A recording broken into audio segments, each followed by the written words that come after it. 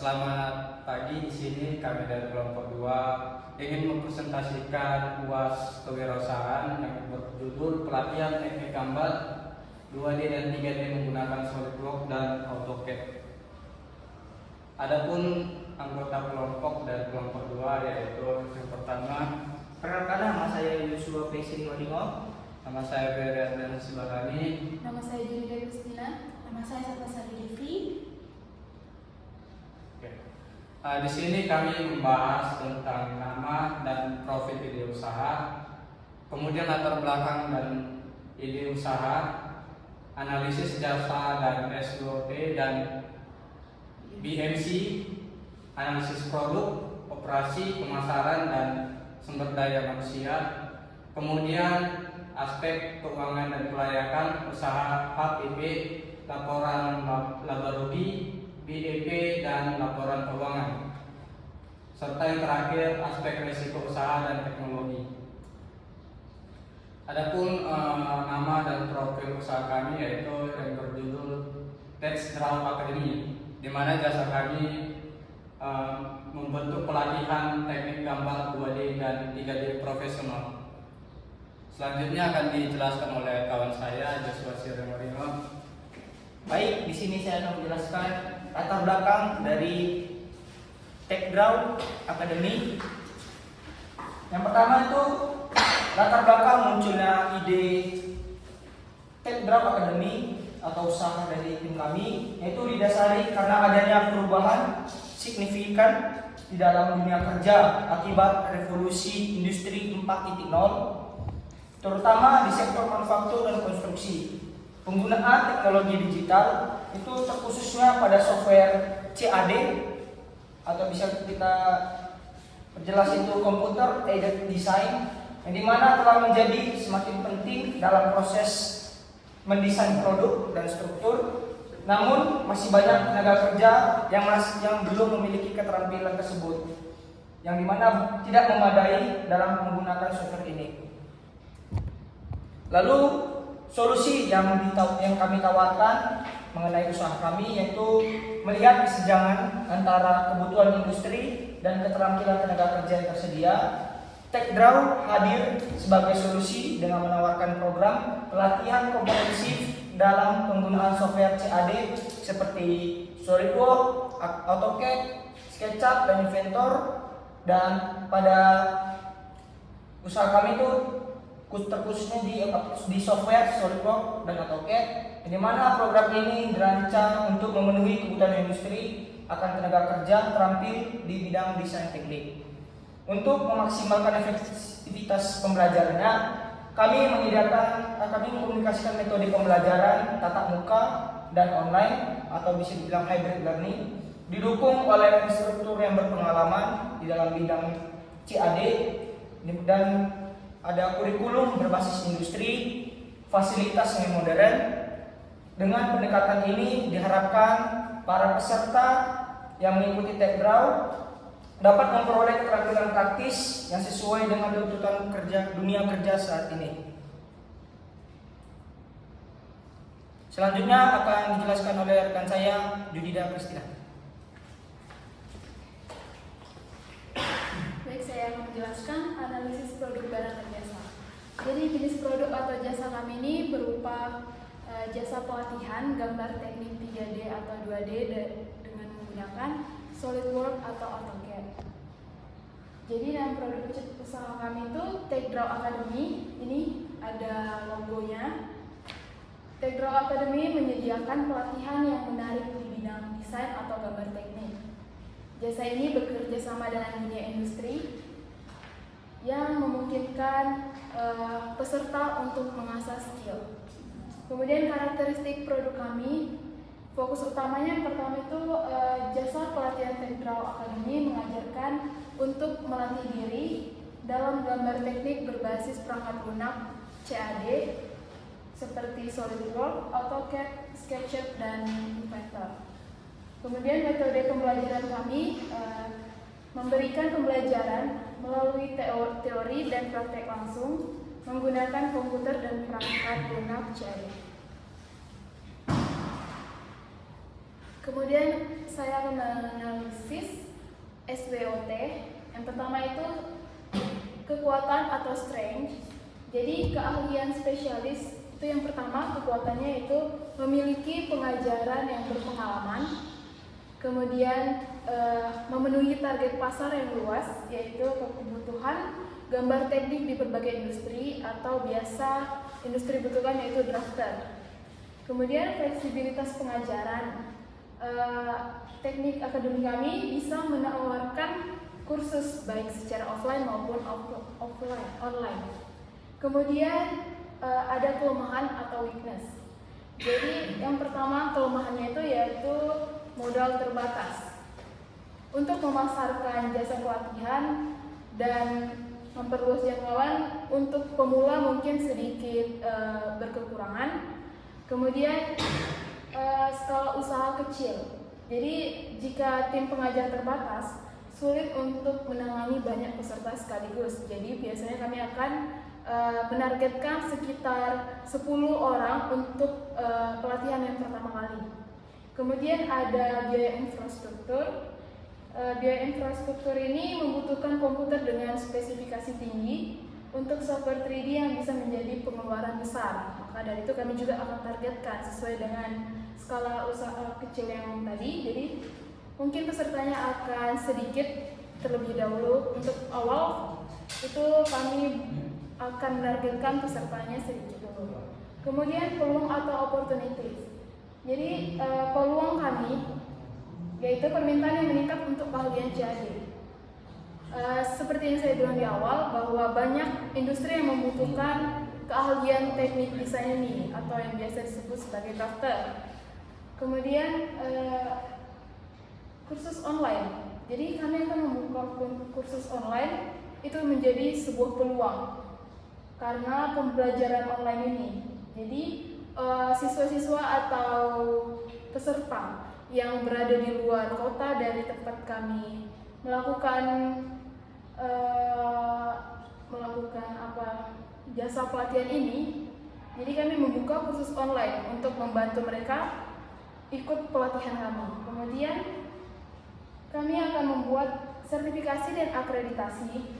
Jadi sertifikasi ini mungkin akan menjadi ketertarikan dari peserta-peserta lain karena untuk bekerja di industri membutuhkan banyak sertifikat, terutama dalam drafter. Kemudian ada ancaman atau threats. Ancaman dalam jasa pelatihan kami ini itu yang pertama ada kompetisi yang ketat karena banyaknya kursus online gratis atau berbiaya rendah yang menjadi pesaing dari jasa kami. Kemudian ada perubahan teknologi yang cepat. Perangkat lunak yang baru bisa mengurangi relevansi pelatihan pada platform yang sudah ada. Kemudian fluktuasi ekonomi. Ketidakpastian ekonomi dapat mempengaruhi anggaran individu atau perusahaan untuk pelatihan. Kemudian saya akan membahas tentang bisnis model kanvas atau BMC. Yang pertama itu ada segmen pelanggan atau customer segment. Jadi di sini ada pelanggan kami itu dari pelajar dan mahasiswa. Jadi itu ada siswa SMK, ada mahasiswa teknik, ada arsitektur atau desain industri yang ingin meningkatkan keterampilan CAD. Kemudian profesional dan pekerja industri. Individu yang bekerja di bidang manufaktur, arsitektur, desain interior, dan engineering yang ingin meningkatkan keahlian teknis bisa mengikuti jasa pelatihan kami. Kemudian ada value propositions atau proposisi nilai. Jadi di sini pelatihan berbasis industri. Jadi jasa pelatihan kami ini menggunakan kurikulum yang disusun sesuai dengan kebutuhan industri. Lalu ada instruktur berpengalaman dan tersertifikasi. Pembelajaran dipandu oleh profesional yang memiliki keahlian dalam penggunaan perangkat lunak CAD. Jadi kami akan menggunakan jasa-jasa lagi untuk melakukan pelatihan kami. Jadi itu sangat profesional. Kemudian ada metode pembelajaran fleksibel. Untuk memudahkan peserta, kami akan menggunakan opsi pelatihan offline dan online. Kemudian ada channels atau saluran. Jadi kami akan menggunakan media sosial dan website. Kami akan mempromosikan jasa pelatihan kami menggunakan platform seperti Instagram, Facebook, LinkedIn, dan website lainnya. Kemudian kolaborasi dengan lembaga pendidikan. Jadi kami akan bekerja sama kepada sekolah, universitas, atau lembaga pendidikan vokasi lainnya. Kemudian referral dan testimoni. Promosi ini akan kami lakukan ketika kami sudah memiliki peserta, jadi mereka akan melakukan review dari jasa pelatihan. Kemudian customer relationship atau hubungan dengan pelanggan. Yang pertama itu ada pendampingan intensif. Jadi dukungan penuh selama pelatihan termasuk sesi tanya jawab dan konsultasi akan dilakukan dalam jasa pelatihan kami. Kemudian feedback dan evaluasi. Melakukan evaluasi rutin dan meminta umpan balik dari peserta untuk meningkatkan pelayanan. Itu merupakan hal yang penting dalam jasa pelatihan. Kemudian layanan after training. Jadi setelah menyelesaikan pelatihan dari jasa pelatihan kami akan melakukan layanan lagi. Jadi kami akan membantu setiap peserta yang sudah mengikuti jasa latihan kami. Kemudian ada revenue streams atau sumber pendapatan. Yang pertama, biaya pendaftaran pelatihan. Pendapatan dari peserta individu yang mendaftar pada program pelatihan. Kemudian pendapatan selanjutnya itu dari pelatihan corporate atau in-house training. Jadi layanan ini khusus untuk perusahaan atau instansi yang membutuhkan pelatihan untuk karyawannya. Kemudian ada pendapatan dari webinar dan workshop. Jadi kemungkinan jasa pelatihan ini akan sering dilakukan secara webinar atau workshop karena mudah untuk dijangkau. Kemudian ada key resource atau sumber daya utama. Yang pertama itu sumber dayanya dari tenaga pengajar. Jadi tenaga pengajarnya itu dari instruktur profesional dengan keahlian dan sertifikasi CAD. Kemudian ada fasilitas teknologi. Pembelajaran dipandu oleh profesional yang memiliki keahlian dalam penggunaan perangkat lunak CAD, komputer berformat tinggi, laboratorium yang modern, dan jaringan internet yang stabil. Kemudian ada platform pembelajaran online. Jadi untuk pelatihan ini akan menyediakan sistem e-learning dan materi digital yang bisa diakses dengan jarak jauh. Kemudian ada key activities atau aktivitas utama. Yaitu aktivitas yang utama menyusun kurikulum yang sesuai dengan perkembangan teknologi dan kebutuhan industri. Kemudian ada pelaksanaan pelatihan, yaitu mengadakan sesi pelatihan. Setiap selesai pengajaran, sesi pelatihan ini akan dilakukan secara tatap muka. Kemudian ada promosi dan pemasaran, melakukan promosi melalui media sosial, website, dan kegiatan offline. Lalu ada key partnership atau kemitraan utama. Jadi key partnership ini akan menjalin kerjasama dengan lembaga pendidikan seperti sekolah, universitas atau lembaga vokasi lainnya, kemudian perusahaan industri dan komunitas teknologi dan desain. Lalu yang terakhir ada cost structure atau struktur biaya. Di sini ada untuk biaya dari promosi dan pemasaran, yaitu biaya iklan, media sosial, website, dan materi promosi lainnya. Kemudian ada biaya operasional harian. Biaya ini untuk komputer, jaringan, dan perawatan fasilitas. Kemudian ada pengadaan peralatan dan fasilitas. Biaya ini untuk komputer, jaringan internet, laboratorium, dan perawatan fasilitas lainnya. Lalu ada biaya lisensi software yang ini merupakan yang terpenting dalam jasa pelatihan kami karena kita butuh untuk perpanjangan lisensi perangkat lunak CAD resmi. Kemudian gaji tenaga pengajar, honorarium untuk instruktur profesional dan bersertifikasi. Kemudian yang terakhir ada pengembangan materi dan konten. Biaya penyusunan ini berupa materi pelatihan, modul, serta platform pembelajaran online. Kemudian materi selanjutnya akan dijelaskan oleh rekan saya, Sandra. Selanjutnya ada harga pokok produksi atau disebut dengan HPP. HPP adalah total biaya yang dikeluarkan untuk menghasilkan barang atau jasa yang siap dijual. Dan di sini ada biaya tetap atau fixing cost, yang dimana biaya tetap ini ada 3, yaitu lisensi software atau SolidWorks dan AutoCAD. Selanjutnya ada sewa laboratorium. Jika dalam penggunaan ini menggunakan fasilitas milik sendiri, tidak perlu menyewakan laboratorium. Selanjutnya adalah penyusutan alat seperti komputer, proyektor, dan alat-alat lainnya. Selanjutnya adalah biaya variabel. Dan di sini biaya variabel ini terdapat sertifikat pelatihan, bahan pelatihan seperti fotokopi dan pencetak. Selanjutnya adalah biaya internet, listrik, dan transportasi. Dan yang terakhir adalah biaya konsumsi untuk peserta. Dan sini adalah rumus dalam perhitungan HPP, yang dimana HPP sama dengan biaya tetap ditambah biaya variabel per peserta dikali jumlah peserta, yang dimana jika biaya tetap bulanan adalah 10 juta dan biaya variabel per peserta adalah 200, maka untuk 50 peserta hitungannya adalah 10 juta 200 dikali 50 dan ditambah 10 juta, yang hasilnya adalah 20 juta. Selanjutnya adalah laporan laba rugi. Tabel ini adalah tabel perencanaan, yang dimana pendapatan untuk proyek ini belum ada dan jumlah peserta adalah 50. Harga per peserta itu adalah 500.000. Total pendapatan dalam proyek ini itu adalah 25 juta. Biaya tetapnya 10 juta dan biaya variabelnya 10 juta. Selanjutnya adalah break even point. Break even point atau disingkat dengan BEP merupakan suatu titik impas di mana laba yang didapatkan mempunyai nilai setara dengan yang diperlukan dalam sebuah usaha atau bisa disebut dengan tidak mengalami kerugian. Dalam posisi tersebut, laba bernilai 0 berarti tidak untung ataupun tidak rugi, atau bagi orang awam yang dikenal dengan nama balik modal. Dan di sini rumus perhitungannya adalah BEP 10 juta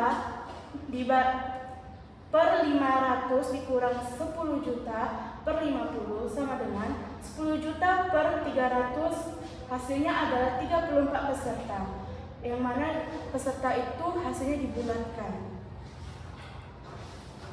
Di sini selanjutnya adalah laporan keuangan. Dan di sini ada 2 laporan keuangan. Yang pertama adalah laporan neraca. Laporan neraca ini adalah untuk aset pendapatan, yaitu 25 juta. Jika semua biaya sudah dibayar, maka tidak ada kewajiban lagi untuk membayar apapun. Dan selanjutnya adalah modal awal ditambah laba bersih, yang hasilnya adalah 5 juta rupiah. Dan di sini adalah laporan kas, yang dimana kas masuk adalah 25 juta, kas keluar adalah 20 juta. Biaya internet, listrik, dan transportasi itu adalah biaya yang diperlukan untuk dalam usaha ini. Dan selanjutnya akhirnya adalah saldo akhir adalah 5 juta.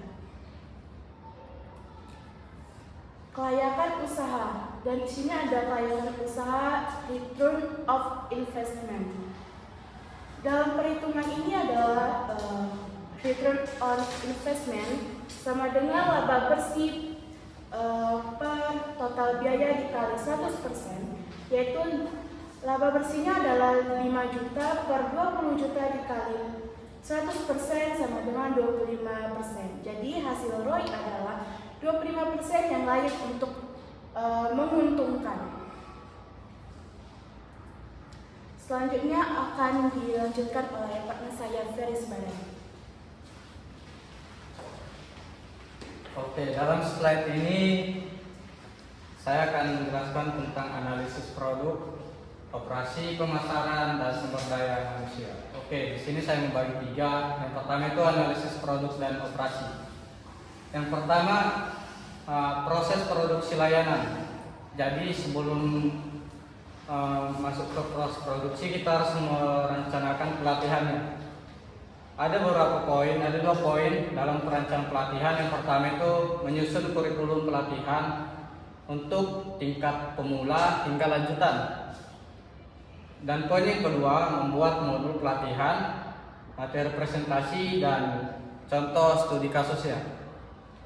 Kemudian pelaksanaan pelatihan. Di sini pelatihan kami dilakukan secara offline dan online. Kemudian ada analisis kebutuhan teknologi. Jadi di sini kami membuat 2 poin. Yang pertama itu analisis untuk lisensi resmi dari perangkat lunak software SolidWorks dan AutoCAD.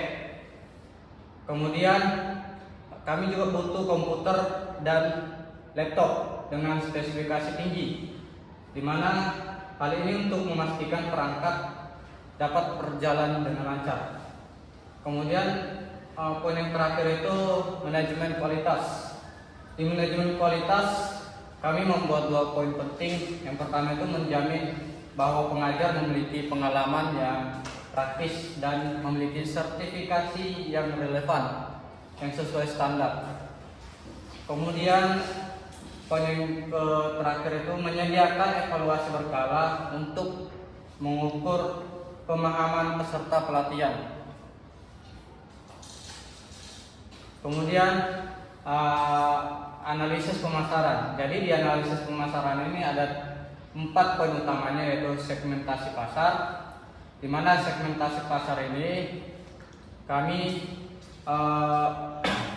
menjangkau beberapa kalangan. Yang pertama itu mahasiswa teknik, mahasiswa yang ingin meningkatkan keterampilan praktis dalam bidang drafter.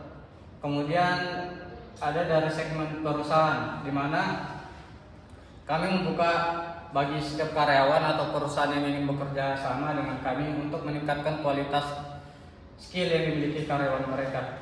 Yang kemudian poin yang kedua itu target pasar, di mana target pasar kami itu universitas, politeknik, atau juga lembaga pendidikan vokasi yang memerlukan pelatihan tambahan.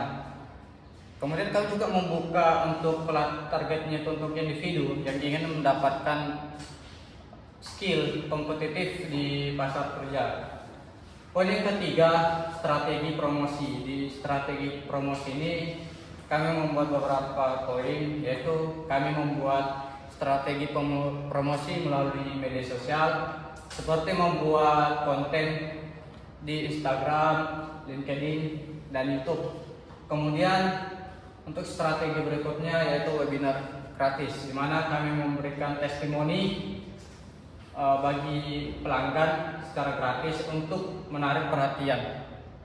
Kemudian poin yang keempat itu kami menawarkan harga dan penawaran, di mana kami membuat beberapa klasifikasi untuk harganya, yaitu untuk pemula, menengah, dan lanjutan. Di situ kami membuat harga yang berbeda. Kemudian kami juga menawarkan diskon untuk setiap perusahaan yang ingin bekerja sama dan juga mitra institusi maupun beberapa kalangan atau komunitas yang ingin membutuhkan layanan jasa kami. Oke. Kemudian untuk analisis sumber daya manusia, kami juga membuat 4 poin utama. Poin yang pertama itu untuk kebutuhan tenaga kerja, di mana kami membuat 2 klasifikasi, yaitu untuk instruktur. Jadi kami membutuhkan seorang pengajar yang profesional, yang ahli di bidang SolidWorks dan AutoCAD dengan pengalaman industri dan memiliki sertifikasi sesuai dengan standar drafter. Kemudian kami membuat tim administrasi untuk menangani promosi pendaftaran, pengelolaan peserta, dan juga pemasaran. Poin yang kedua itu kualifikasi tenaga kerja. Jadi di kualifikasi tenaga kerja ini kami membutuhkan instruktur dengan sertifikasi resmi seperti yang tadi, seperti sertifikat SolidWorks Profesional atau CSBP, atau juga Autodesk Sertifikat Profesional. Kemudian kami juga mempunyai kriteria pengajar seperti pengalaman dalam bidang desain teknik atau gambar teknik drawing. Yang ketiga, pengembangan sumber daya manusia. Di pengembangan sumber daya manusia ini kami membuat sebuah pelatihan lanjutan untuk instruktur atau tenaga pengajar agar tetap mengikuti perkembangan terbaru dari perangkat lunak SolidWorks dan AutoCAD maupun server perangkat lunak yang berbasis drafting. Kemudian memberikan intensif atau memberikan penghargaan reward kepada tenaga pengajar untuk meningkatkan kualitas maupun motivasi kerja tenaga pengajar. Yang terakhir itu manajemen kinerja. Jadi di manajemen kinerja ini kami mengevaluasi rutin terhadap kinerja instruktur melalui umpan balik dari peserta dan juga penghargaan bagi karyawan yang memberikan kontribusi luar biasa. Oke, untuk slide ini akan dijelaskan oleh teman saya Yosua. Baik, saya akan menjelaskan yaitu aspek risiko usaha serta aspek teknologi. Yang pertama itu aspek pasar dan pemasaran. Yang pertama itu ada risiko, yaitu di mana persaingan semakin ketat dari kompetitor usaha lainnya yang menawarkan harga yang lebih rendah dari jasa yang kami berikan. Lalu yang kedua itu ada mitigasi, yaitu yang pertama menonjolkan keunggulan diferensiasi seperti instruktur yang berpengalaman dalam bidang CAD. Lalu yang kedua menawarkan program bundling dan diskon khusus kepada pelanggan yang pertama kali. Lalu yang ketiga mengembangkan konten berkualitas tinggi yang sulit untuk ditiru. Lalu yang kedua resiko teknologi, itu yang pertama itu ada risikonya perubahan teknologi yang cepat membuat materi pelatihan usang. Lalu mitigasinya yaitu update materinya itu secara berkala. Lalu yang kedua itu berlangganan versi terbaru pada softwarenya. Lalu yang ketiga pelatihan berkelanjutan untuk instruktur. Lalu yang terakhir menjaga hubungan dengan vendor software.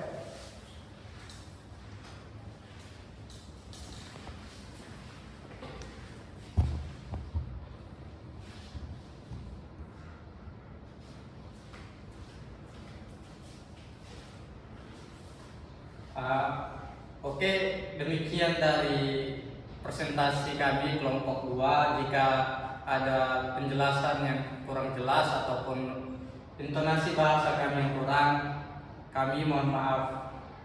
Demikian dari presentasi kami dari kelompok 2. Terima kasih.